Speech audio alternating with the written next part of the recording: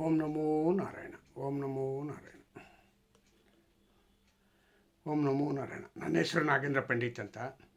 ದಯವಿಟ್ಟು ಕೈ ಮುಗಿದು ಕೇಳ್ಕೊತೀನಿ, ನನ್ನ ವೀಡಿಯೋನಿಗೆ ಮುಂದೋಗೋದಕ್ಕೆ ಅನುಕೂಲ ಮಾಡಿಕೊಡಿ. ಇಷ್ಟೇ ನಾನು ಕೇಳೋದು, ಬೇರೆ ಏನೂ ಕೇಳೋಲ್ಲ. ನಾನೊಂದು ಯೂಟ್ಯೂಬ್ ಮಾಡಬೇಕು ಅಂತ ತುಂಬ ಇದಾಗಿದ್ದೀನಿ. ದಯವಿಟ್ಟು ಜೈ. ಈಗ ಏನು ಹೇಳಕ್ಕೆ ಬಂದೆ ಅಂದರೆ, ದಾವಣಗೆರೆ ದಕ್ಷಿಣ ಕ್ಷೇತ್ರದ ಸೈಯದ್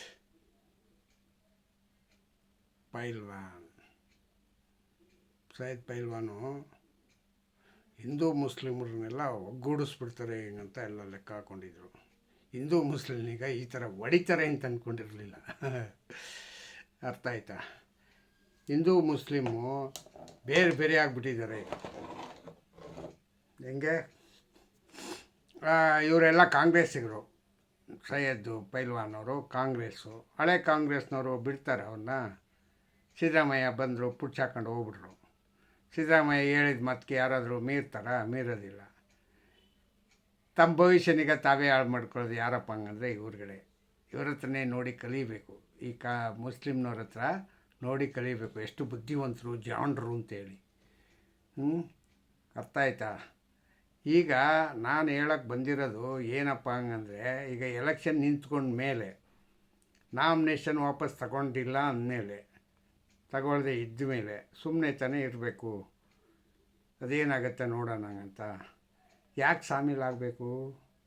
ಸಾಮೀಲು ಅಂದರೆ ಹೆಂಗೆ? ಎಷ್ಟೆಷ್ಟು ಕೋಟಿಗೆ ಹರಾಜಾಯಿತು? ಎಷ್ಟು ಕೋಟಿ ಕೊಡ್ತೀನಿ ಅಂತಂದರು. ಇಲ್ಲ ಕೋಟಿ ಕೊಡ್ತೀನಿ ಅಂದರೆ, ಇಲ್ಲ ಕೋತಿ ಕೊಡ್ತೀನಿ ಅಂದ್ರೆ ಕೋತಿನೇ ಇರಬೇಕು. ಕೋಟಿ ಗೀಟಿ ಇಲ್ಲ ಅಲ್ವಾ? ಇಲ್ಲ ನಿನಗೂ ಒಂದು MLC ಮಾಡ್ತೀನಿ ಅಂತ ಒಪ್ಕೊಂಡ್ರ? ಅದಕ್ಕೇನಾದ್ರು ಹಿಂಜರಿದ್ಬಿಟ್ರಾ ಮಿಸ್ಟರ್ ಸದಿಕ್ ಪೈಲ್ವಾನ್? ಇದು ಹೆಂಗಿದೆ ನೋಡಿದ್ರ? ಪ್ರಭಾಕರ್ ಯಾರು ಇವರು ಮಲ್ಲಿಕಾರ್ಜುನ್ ಮಗನಿಗೆ ಗೆಲ್ಲಿಸ್ಕೊಳ್ಳೋದಕ್ಕೆ ಈಗ ದಾರಿನೇ ಇಲ್ಲ. ಹೆಂಗೆ ದಾರಿ ಇಲ್ಲ?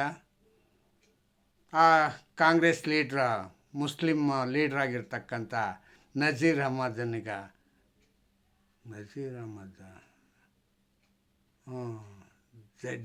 ಜಮೀರ್ ಅಹಮದ್ ಈಗ ಕರೆಯೋದಕ್ಕೆ ಈಗ ನಾಚಿಕೆ ಆಗ್ತಾಯಿದೆ ಮಲ್ಲಿಕಾರ್ಜುನ್ ಖರ್ಗೆಗೆ. ಹೆಂಗೆ? ಯಾವ ಮುಖದಲ್ಲಿ ಕರಿತೀರ್ಯಾ?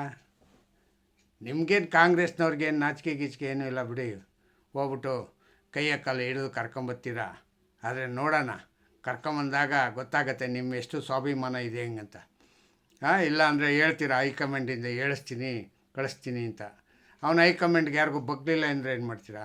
ಯಾಕೆಂದರೆ ಹೈಕಮಾಂಡು ಸುರ್ಜೇವಾಲನು ಜಮೀರ್ಗೆ ಮರ್ಯಾದೆ ಮಾಡೋರಲ್ಲ. ಜಮೀರ್ಗೆ ಒಳ್ಳೆ ಗೌರವ ಕೊಟ್ಟವ್ರೆ. ಆ ಗೌರವನಿಗೆ ಅವನು ಇದೇ ಚಾನ್ಸ್ ಅಂತ ಇದು ಮಾಡ್ತಾರೆ. ಈಗಾಗಲೇ ಅವರು ಕೇರಳದಲ್ಲಿ ಇದ್ದಾರಂತೆ. ಕೇರಳದಲ್ಲಿ ಕ್ಯಾನ್ವಾಸ್ ಮಾಡ್ಕೊಂಡು ಅಲ್ಲೇ ದಿನ ತುಂಬಿಸ್ತಾರೆ. ಮುಗೀತು ಅವಾಗ ನಿಮ್ಮ ಕತೆ. ಏನು ಮಾಡ್ತೀರ ಅವಾಗ? ಆಟ ಆಡ್ಕೊಂಡು ಬಂದ್ಬಿಡುತ್ತೆ 9ನೇ ತಾರೀಕು. ಈಗಾಗಲೇ ಎಷ್ಟು ತಾರೀಕು? ಕೊನೆಗಾಲ ಬರ್ತಾ ಇದೆ. ಏನು ಮಾಡ್ತೀರಾ ಹೇಳಿ ಅವಾಗ? ಮತ್ತು ಬಾಗಲಕೋಟೆ ವಿಷಯಕ್ಕೆ ಬಂದರೆ, ಉಮೇಶ್ ಮೇಟಿ, ಕಾಂಗ್ರೆಸ್ಸಿಂದ ನಿಂತಿರ್ತಕ್ಕಂಥ ಉಮೇಶ್ ಮೇಟಿಗೆ ನಮ್ಮ ರಾಜ್ಯದ ಮುಖ್ಯಮಂತ್ರಿ ಸಿದ್ದರಾಮಯ್ಯನವರು ಬಲ ಕೊಡ್ತಾರಂತೆ. ಯಾಕೆಂದರೆ ಸ್ವಪಕ್ಷದವರು ಮತ್ತು ಸ್ವಜಾತಿಯವರಿಗೆ ಕ್ಯಾನ್ವಾಸ್ ಮಾಡೋದಕ್ಕೆ ಹೋಗಿದ್ದಾರೆ ಹಂಗಂತ ಒಂದು ಸುದ್ದಿ. ಆದರೆ ಯಾರು ಎಷ್ಟು ಮಟ್ಟಿಗೆ ಇವ್ರಿಗೆ ಸಪೋರ್ಟ್ ಮಾಡ್ತಾರೆ ಅಂತ ಗೊತ್ತಿಲ್ಲ. ಚರಂತಿ ಹಿರೇಮಠ ಅವರು BJPಯಿಂದ ನಿಂತಿದ್ದಾರೆ. ಅವರು ಒಳ್ಳೆ ಫೈಟ್ ಕೊಡ್ತಾಯಿದ್ದಾರೆ ಅಂತ ಗೊತ್ತಾಯಿತು. ಯಾಕೆಂದರೆ ಹೋದ ಸತಿ ಅವರು 8,000ನೋ 10,000ದಲ್ಲೋ ಸೋತಿದ್ರು. ಈಗ ಒಂದು ಅನುಕಂಪದ ಅಲೆ ಅವರಿಗೆ ಅನುಕೂಲ ಆಗಿದೆ ಹೆಂಗಂತ ನಾನು ಅಂದ್ಕೊಂಡಿದ್ದೀನಿ. ಈ ಅನುಕಂಪದಿಂದ ಅವ್ರಿಗೆ ಗೆಲ್ಲುವ ಎಲ್ಲ ಲಕ್ಷಣಗಳು ಇದೆ ಅಂತ ನಾನು ಅನ್ಕೋತೀನಿ. ಅರ್ಥ ಆಯ್ತಾ? ಈ ಕಾಂಗ್ರೆಸ್ನ ಫ್ರೀ ಎಲ್ಲಿ ಕೈ ಕೊಡುತ್ತೆ ಅಂತ ಗೊತ್ತಿಲ್ಲ.